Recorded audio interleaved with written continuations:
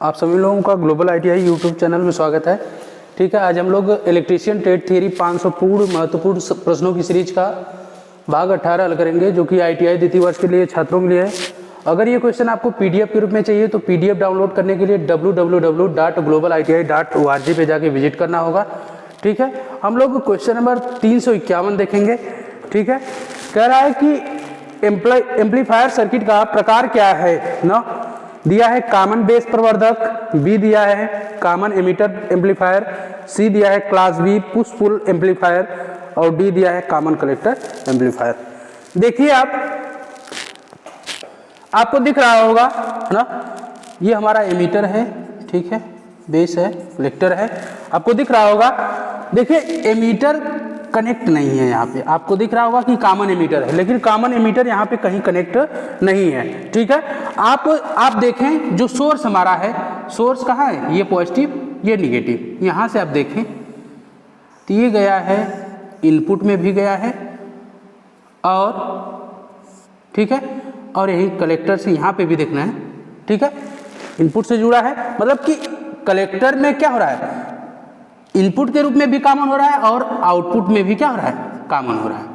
तो ये जो कलेक्टर होता है या एम्पलीफायर होता है उसको हम क्या कहते हैं, कॉमन कलेक्टर एम्पलीफायर कहते हैं। आप देख रहे होंगे कि हमारा सोर्स से इनपुट पर भी है और यहाँ से क्या हो रहा है, आउटपुट पे भी मिल रहा है।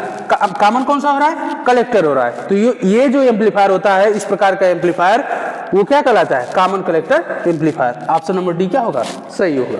ठीक है, आगे देखेंगे।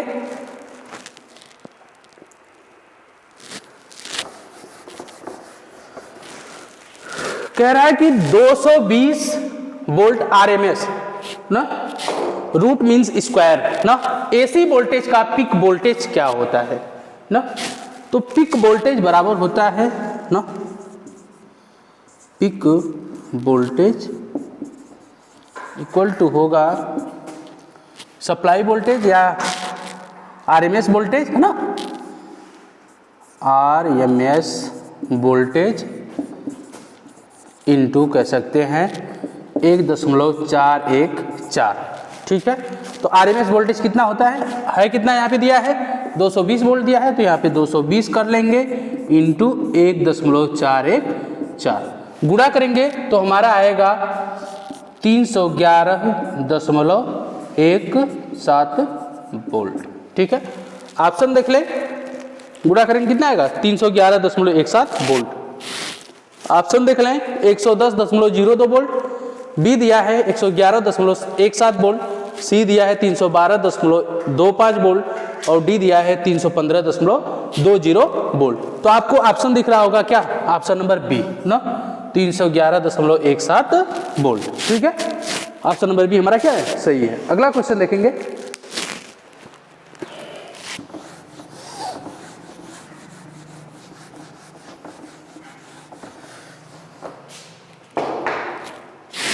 कह रहा है कि सीआरओ के इनपुट प्रतिबाधा को कैसे बढ़ाया जा सकता है, मतलब कह रहा है कि इनपुट इम्पीडेंस को कैसे बढ़ाया जा सकता है।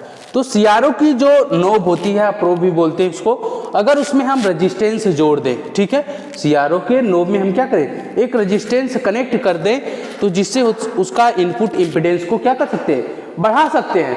अगर उसके हम क्या करें, नोब में एक सीरीज में क्या करें, रेजिस्टेंस को कनेक्ट कर दें। ठीक है, तो इस प्रकार हम उसकी क्या करें, इनपुट इम्पीडेंस को बढ़ाया जा सकता है। तो ऑप्शन नंबर ए हमारा क्या होगा, सही होगा कि सीआरओ के प्रोब में या डोब में प्रतिरोध को जोड़कर। तो ऑप्शन नंबर ए क्या है, सही है। अगला क्वेश्चन देखेंगे। कह रहा है 0.2 माइक्रोसेकंड के टाइम बेस सेटिंग के साथ 5 डिवीजन द्वारा ना कॉपी किए गए सीआरओ स्क्रीन पर प्रदर्शित सिग्नल की आवृत्ति ना क्या है ना।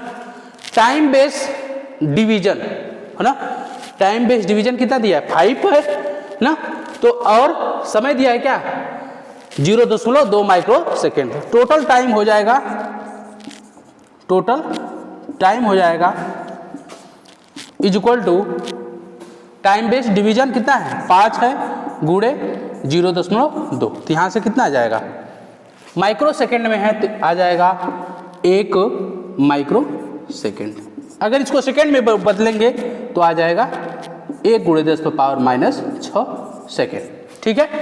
लेकिन कह रहा है फ्रीक्वेंसी, तो फ्रीक्वेंसी बराबर होगा, फ्रीक्वेंसी इज इक्वल टू होगा 1/टाइम, 1/टाइम होगा। टाइम क्या है, कितना है, मतलब कह सकते हैं 10⁻⁻6 है। ऊपर जाएगा कितना हो जाएगा, 10⁻6 हर्ट्ज हो जाएगा, जिसको लिख सकते हैं क्या, 1000 किलो हर्ट्ज हो जाएगा, ठीक है, 1000 किलो हर्ट्ज। तो ऑप्शन देख लें, ए दिया है 1 किलो हर्ट्ज, बी दिया है 10 किलो हर्ट्ज, और सी दिया है 100 किलो हर्ट्ज, और डी दिया है 1000 किलो हर्ट्ज। तो ऑप्शन नंबर डी क्या हो जाएगा, सही होगा, ठीक है।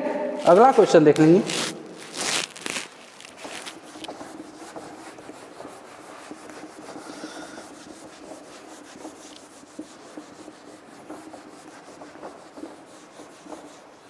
रेडियो में क्या खराबी आएगी अगर पल्सेशन को रेक्टिफायर के इनपुट से नहीं हटाया जाए। मतलब कह रहा है कि अगर जो हमारा रेक्टिफायर है उसमें फिल्टर परिपथ न लगाए जाएं, मतलब कि जो रेक्टिफायर से आउटपुट प्राप्त हो वो क्या हो, पल्सेटिंग हो ना, मतलब उसमें पल्स विद्यमान रहे तो क्या होगा।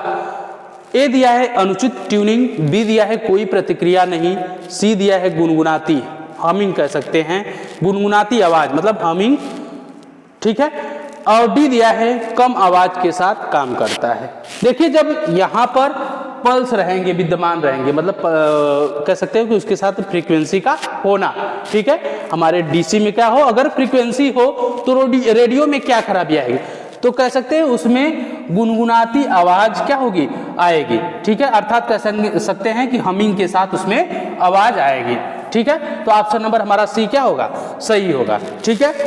अगला क्वेश्चन देखेंगे।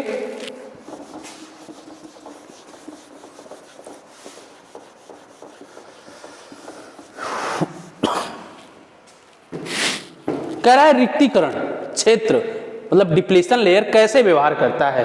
अगर हम पीएन जंक्शन डायोड की बात करें तो जंक्शन के पास क्या होता है, हमारी डिप्लीशन लेयर होती है ना, जो कि क्या करती है, अगर हम पीएन जंक्शन डायोड की बात करें, ठीक है, तो जंक्शन के पास ही हमारी क्या होती है, डिप्लीशन लेयर होती है, ठीक ना, जो कि क्या करती है, करंट को फ्लो होने से रोक, अगर देखें तो क्या करती है कि यहाँ पे करंट को फ्लो होने से क्या करती है, ये लेयर क्या करती है, जो डिप्लीशन लेयर होती है इसको करंट फ्लो होने नहीं देती है। अर्थात कह सकते हैं कि ये कुचालक की भांति या इंसुलेटर की भांति व्यवहार करती है, ठीक है। ऑप्शन नंबर ए दिया है प्रतिरोधक के रूप में, बी दिया है कुचालक के रूप में, सी दिया है सुचालक के रूप में, और डी दिया है क्या, अर्धचालक के रूप में। तो इसका काम है कि जो डिप्लीशन लेयर होती है वो करंट को फ्लो होने नहीं देती है, अर्थात ये कुचालक की भांति काम करती है। तो ऑप्शन नंबर बी क्या होगा, सही होगा, ठीक है। अगला क्वेश्चन देखेंगे।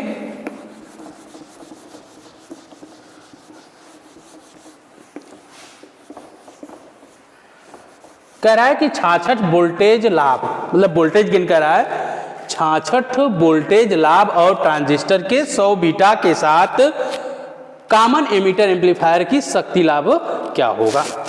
तो power gain is equal to होता है ना, शक्ति लाभ पूछ रहा है ना, power gain is equal to होता है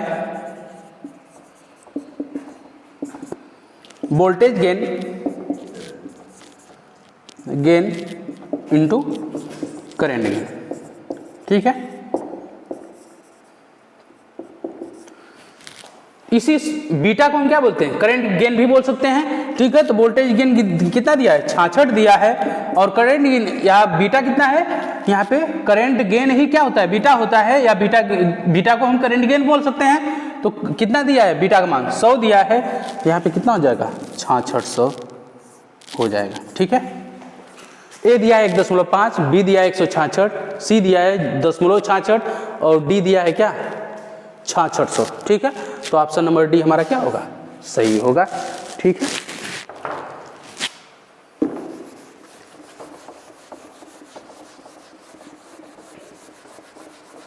कह रहा है क्या प्रभाव है अगर एससीआर को चालन में लैच किया जाए या लैच किया जाता है।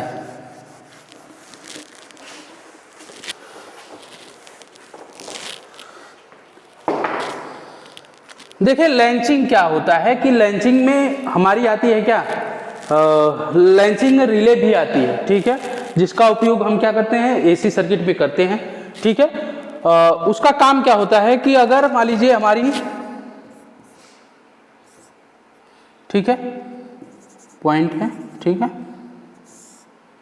अगर मान लीजिए उसमें सप्लाई जा रही है, ठीक है, लैंचिंग रिले होती क्या है कि अगर सप्लाई जा रही है, ठीक है, तो अगर किसी कारणवश किसी फॉल्ट की वजह से अगर सप्लाई क्या होती है कट जाती है या ऑफ हो जाती है ना, हमारे बिना बंद किए अगर कहीं से शॉर्ट सर्किट या किसी कारणवश से सप्लाई ऑफ हो जाती है, तब भी ये क्या करती है, सप्लाई को क्या कह सकते हैं या इस कॉन्टेक्ट को होल्ड किए रहती है, ठीक है। और यहाँ कह रहा है कि और डीसी में गेट करंट हटा दिया जाता है। तो सिंपल सी बात है कि जो अगर हम एससीआर में गेट की बात करें, एससीआर में अगर हम गेट की बात करते हैं तो एक प्रकार से इसको क्या कह सकते हैं, ये कंट्रोल सर्किट की भांति काम करता है, मतलब एससीआर की कंट्रोलिंग के लिए गेट होता है ना। लेकिन अगर हम लैंचिंग की बात करें, अगर लैंच है तो लैंच की वजह से मतलब होता क्या है कि हम अगर ऑफ होने के बाद भी ये क्या काम करता है, मतलब कि कॉन्टेक्ट को होल्ड किए रहता है, अर्थात गेट का इस समय क्या रह जाता है, कोई महत्व नहीं रह जाता है, ठीक है। ऑप्शन देख लेते हैं, एससीआर कट ऑफ हो जाता है, बी दिया है एससीआर ऑफ होने के माध्यम से धारा, और सी दिया है आउटपुट वोल्टेज कम हो जाएगा, डी दिया है गेट चालन पर नियंत्रण खो देता है ना। तो कंडक्शन पर क्या कर सकते हैं कि कंट्रोलिंग क्या करता है, खो देता है ना, मतलब इससे क्या होता है कोई मतलब नहीं होता है, ठीक है। तो ऑप्शन नंबर डी क्या होगा हमारा सही होगा, ठीक है। अगला क्वेश्चन देखेंगे,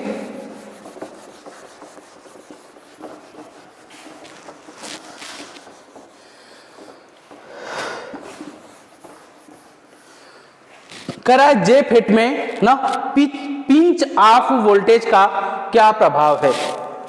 पिंच ऑफ वोल्टेज को मतलब कह सकते हैं कि हम शून्य वोल्टेज ना, पिंच ऑफ वोल्टेज का मतलब होता है कि शून्य वोल्टेज से होता है।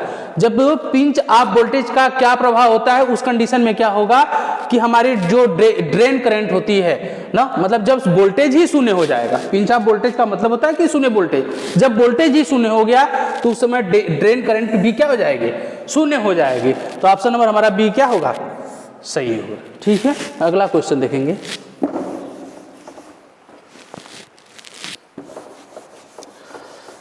कह रहा है कि लाल नीला काला अंकित किए गए कंडक्टर के रंग से कौन सी आपूर्ति इंगित करती है।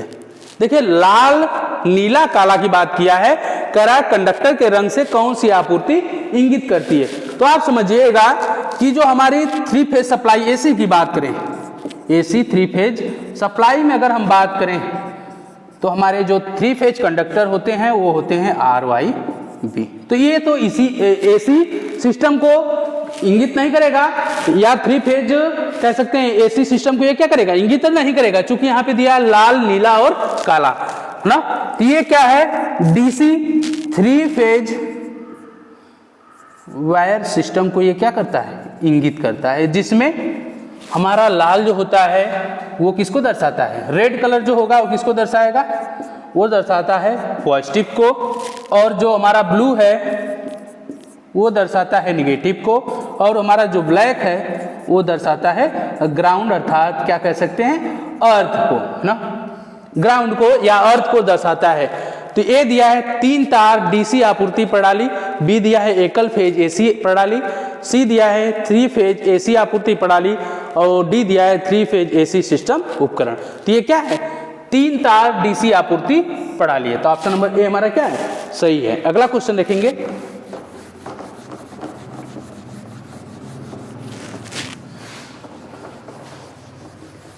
कह रहा है तारों को गच्छा करने के लिए कौन से केबल बंधों का उपयोग किया जाता है। बंध मतलब कह सकते हैं कि टाई ना, किसका उपयोग किया जाता है, कह रहा है कि किस जो तारों के गच्छा, आप देखे होंगे पैनल बोर्ड वगैरह देखे होंगे तो उसमें बहुत सारे वायर होते हैं ना, तो इसमें कई वायरों को क्या किया जाता है, एक साथ बांधा जाता है।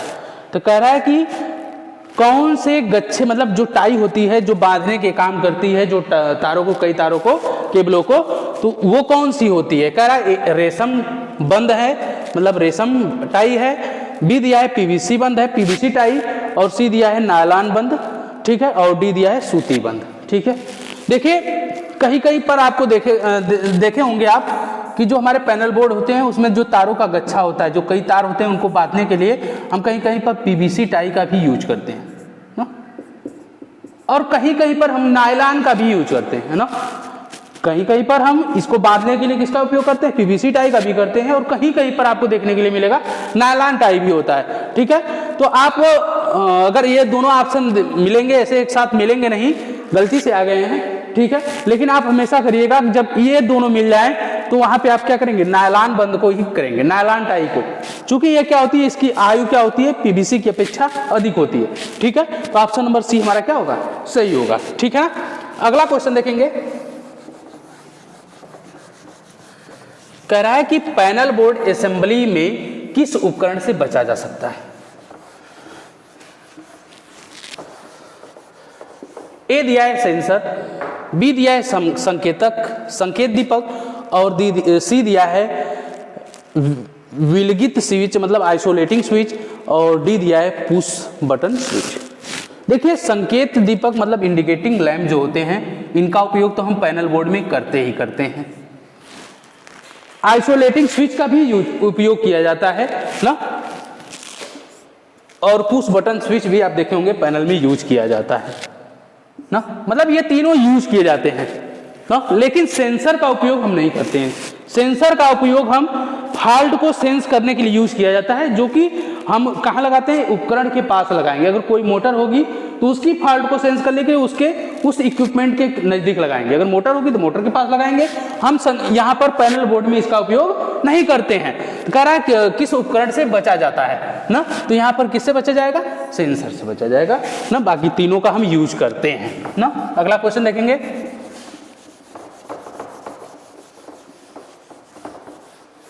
कह रहा है यक्ष द्वारा चिन्हित डिवाइस का नाम क्या है।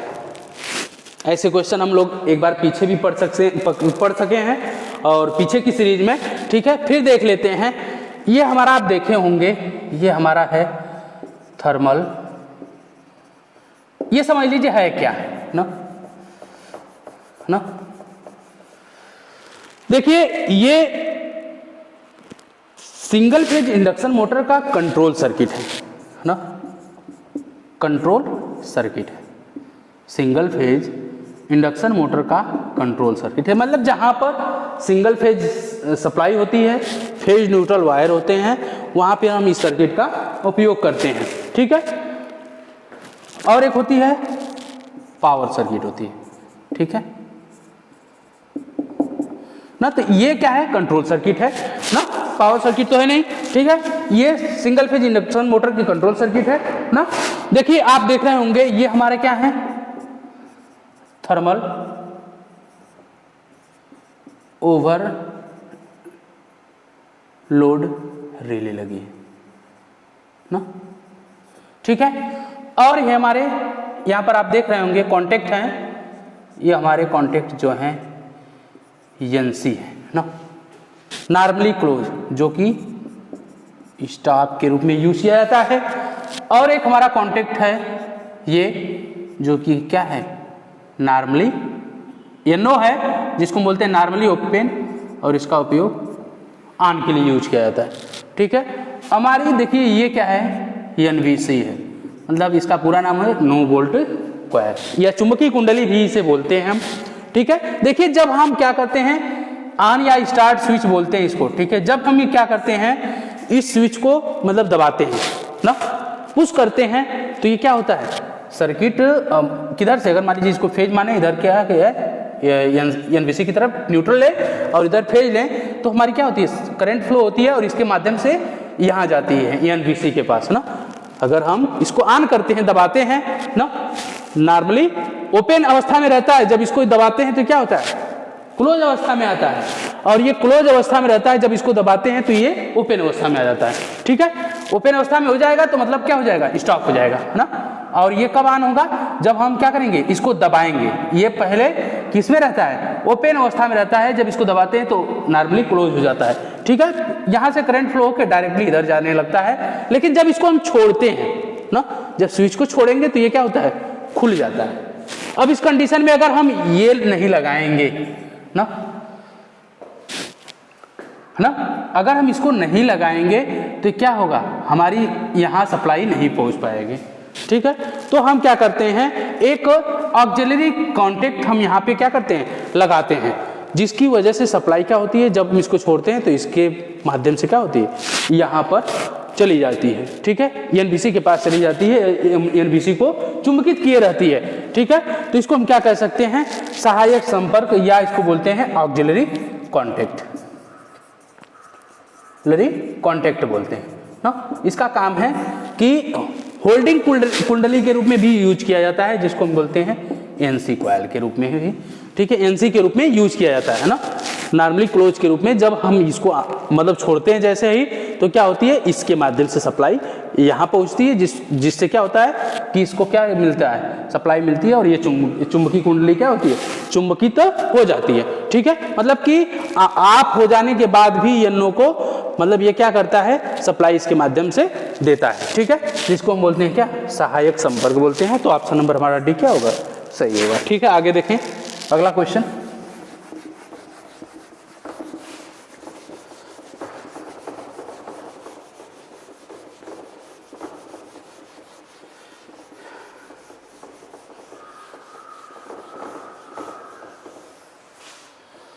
देखिए, कंट्रोल पैनल वायरिंग में वायरिंग एसोसीरीज का क्या नाम है ना, ये क्या है, एक तरह से कह सकती है हमारी डीन रेल है, क्या है, डीन रेल है, ठीक है। इसका उपयोग हम कंट्रोल पैनल में जो हमारी क्या होती हैं, इलेक्ट्रिकल एसोसीरीज होती हैं, जो हमारी सहायक सामग्रियां होती हैं ना, वैद्युत सहायक सामग्रियां जो होती हैं, जैसे हम कह सकते हैं कि हमारे कॉन्टेक्टर हैं, हमारे थर्मल ओवरलोड रिले हैं, ठीक है। इसी में क्या करते हैं, इनको फंसाते हैं, और इसमें क्या होता है ना, इसी डीन रेल में फंसाते हैं, और इसमें क्या होता है, किसी नट बोल्ट से उनको कसने की जरूरत नहीं होती। इनको क्या करते हैं, कंट्रोल पैनल में यूज करते हैं, और हमारी जो वैद्युत सहायक सामग्रियां होती हैं, जो भी कह सकते हैं थर्मल ओवरलोड रिले ना, और भी जो मतलब एसोसीरीज हैं, उनको हम क्या करते हैं, इसी में लगा देते हैं, जिनके माध्यम से क्या होता है, उनको नट बोल्ट से इस पर कसने की जरूरत नहीं पड़ती है। आप देखे होंगे घर पे आपको बहुत सारे उपकरण मिल जाते हैं, जैसे हम कह सकते हैं MCB वगैरह, तो हम इसी में क्या करते हैं, सेट करते हैं, ठीक है। तो आप इसको क्या बोलते हैं, डीन रेल भी बोलते हैं, ठीक है। ऑप्शन नंबर ए हमारा क्या होगा, सही होगा, ठीक है। अगला क्वेश्चन देखेंगे।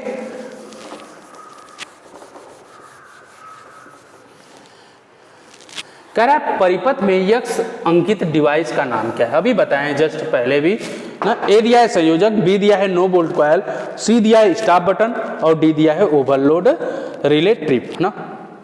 यहाँ पे मैंने बताया था कि अगर मान लीजिए इस फेज माने, इसको न्यूट्रल मान लें, इधर मान लीजिए हमारी क्या होती है, NBC होती है, क्या होती है, NBC होती है, मैंने बताया था ना। और ये हमारा क्या है, एक्सिलरी कॉन्टैक्ट है ना, जिसके माध्यम से अगर मान लीजिए ये हमारा क्या है, NO है, हमारे NC है, ठीक है, स्टॉप कह सकते हैं बटन है, ये हमारी क्या है, स्टार्ट बटन है ना, ये हमारे क्या है, एक्सिलरी कॉन्टैक्ट ना। तो मैंने बताया था कि एक यहाँ पर क्या लगाते हैं, हम लगाते हैं thermal overload relay, thermal overload relay ना, मतलब कि ओवरलोड की कंडीशन में क्या करता है, सुरक्षा प्रदान करता है, ठीक है। तो ये क्या है, ऑप्शन नंबर डी हमारा क्या है, सही है, ठीक है, ओवरलोड रिले ना। अगला क्वेश्चन देखेंगे।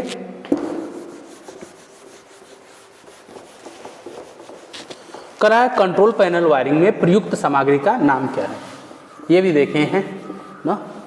इसको क्या बोलते हैं, इसको बोलते हैं हम बंद या टाई बोलते हैं। और ये टाई जो है वो कौन सी है, नायलॉन टाई है ना, नायलॉन केबल बंद ना, ठीक है। क्या है, नायलॉन केबल बंद है।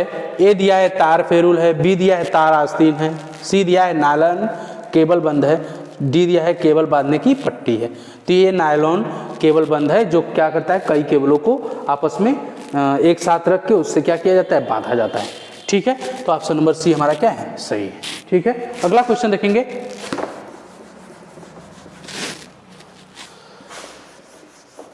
कह रहा है कि कंट्रोल पैनल वायरिंग में प्रयुक्त गौड़ का नाम क्या है। ये दिया है, पूछ रहा है कि इसका नाम क्या है। आप देखे होंगे जो पैनल बोर्ड होते हैं तो इसमें क्या होता है, इसी में से केबल को डाला जाता है ना, देखे होंगे होल बनाए रहते हैं, इसमें डाला जाता है। अगर हम इसको नहीं लगाते हैं ना तो ये क्या होता है, केबल यहाँ से खिसक सकता है ना।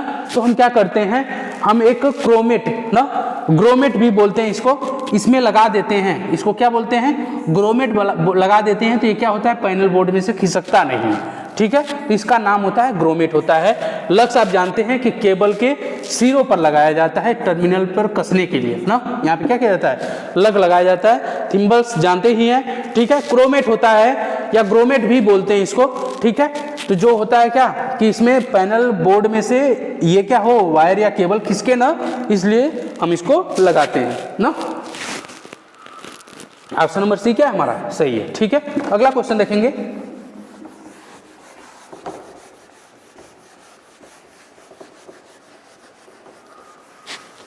कह रहा है पैनल बोर्ड में कौन सा डिवाइस ओवरलोड और शॉर्ट सर्किट से बचाता है। देखिए ए दिया है आइसोलेटिंग स्विच है ना, बी दिया है समय देरी रिले, और सी दिया है थर्मल अधिभार रिले, और डी दिया है मिनिएचर सर्किट ब्रेकर। देखिए जो थर्मल ओवरलोड रिले होती है ये केवल हमें क्या करती है, ओवरलोड की कंडीशन में ही क्या करती है, सर्किट को मतलब बचाती है। लेकिन अगर हम बात करें जो हमारा मिनिएचर सर्किट ब्रेकर होता है, ये क्या करता है, ओवरलोड और शॉर्ट सर्किट दोनों की कंडीशन में क्या करता है, सर्किट को ऑफ कर देता है, ब्रेक कर देता है। इसमें होता क्या है, इसमें होती है हमारी मैग्नेटिक कॉइल होती है ना, मैग्नेटिक कॉइल होती है जो कि क्या करती है, तीव्रता से प्रचालित होती है।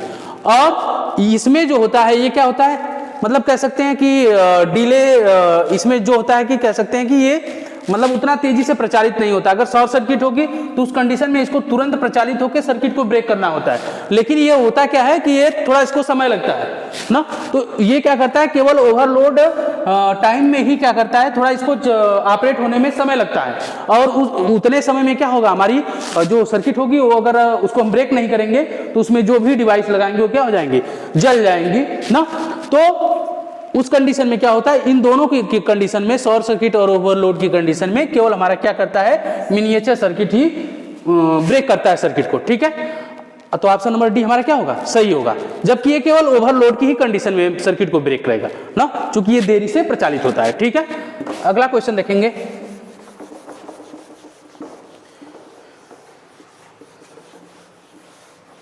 कह रहा है एक्चुएटर के साथ कौन सा स्विच मशीन की गति या वस्तु के भाग द्वारा संचालित होता है ना।